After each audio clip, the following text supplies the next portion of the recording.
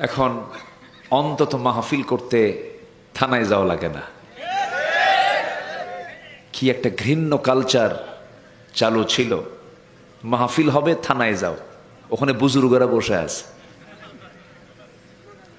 তারা ইন্টারভিউ নেবে যে ওই আলেমটা কেমন, খুব এলেম কালাম খুব বেশি তো।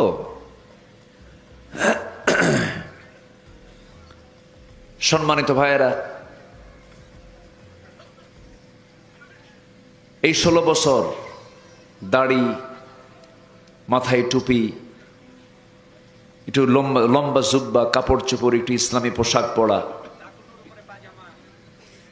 এই সমস্ত পোশাককে তারা নেগেটিভ মনে করত।